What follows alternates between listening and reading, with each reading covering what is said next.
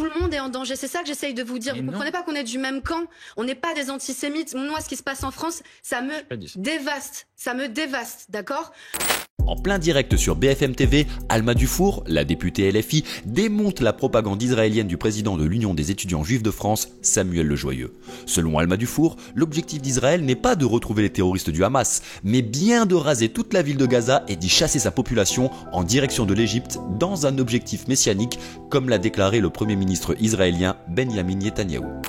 Les destructions sont tellement importantes dans Gaza Nord, et c'est pas nous qui le disons déjà. Le New York Times, qu'est-ce qu'il fait? Il analyse les images satellites des bombardements. On a des données scientifiques. Les ONG disent qu'il n'y a pas d'autre issue pour des centaines de milliers de personnes que de fuir Gaza Nord. Elles ne pourront pas y retourner dans l'immédiat puisqu'il n'y a plus rien à Gaza Nord, d'accord? Ensuite reste Gaza Sud, l'endroit où on a demandé aux gens de se réfugier. Sauf que Gaza Sud est aussi bombardé, moins que Gaza Nord, mais l'est aussi. Et verrouillé. Et là, encore une fois, c'est le New York Times qui le dit, avec les images satellites. On a des images de ce qui se passe à Gaza. Il n'y a pas que les chiffres du Hamas. On a le nombre de bombes qui sont tirées sur le territoire le plus densément peuplé de la planète. Donc ce qui est sûr, c'est qu'on voit aussi des communications du ministère des Renseignements qui ne sont pas validées officiellement par le gouvernement, mais qui disent que c'est une des options de faire partir la population de Gaza dans le Sinaï, donc en Égypte.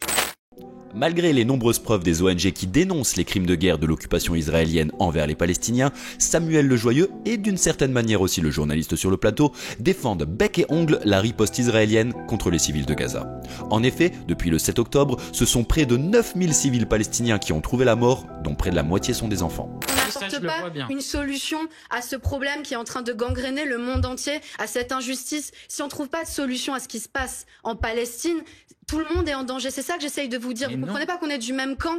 On n'est pas des antisémites. Moi, ce qui se passe en France, ça me dévaste. Ça me dévaste, d'accord? Ce qui s'est passé avec le 7 octobre, c'est un crime contre l'humanité. Oui, ça doit être jugé par la Cour pénale internationale. Si vous voulez, c'est terroriste. Voilà. La question, pas si je veux. Mais la question là, pourquoi? Nous, on voulait qualifier ça de crime de guerre et puis après de crime contre l'humanité. Pourquoi? Parce que ce qui était important, c'est de ne pas justifier ce qui allait se passer après au nom de la lutte contre le terrorisme. Parce que moi, je vois des gens s'exprimer sur les réseaux, à la télé, qui disent on ne négocie rien du tout avec les terroristes, on les annule, y compris si ça veut dire faire 10 fois plus de morts civiles que on tue des terroristes du Hamas. C'était ça le danger de cette rhétorique et c'est exactement en train d'arriver. Et je suis désolée, on comptera les points dans 3 semaines si vous voulez. On pourra se revoir sur ce plateau malheureusement. et voir si effectivement il n'y avait pas une volonté du gouvernement israélien de faire autre chose que d'éliminer les terroristes du Hamas. De plus, Alma Dufour dénonce le silence complice des médias de grand chemin concernant les propos du Premier ministre israélien Benjamin Netanyahou.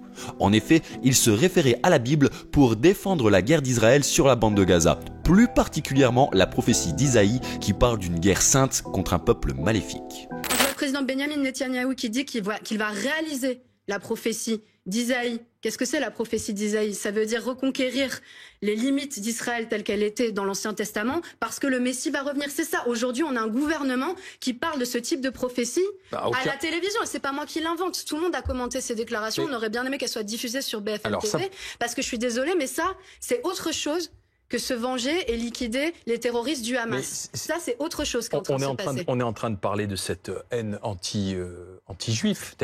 Pensez-vous que l'occupation israélienne agit davantage dans un objectif messianique que géopolitique?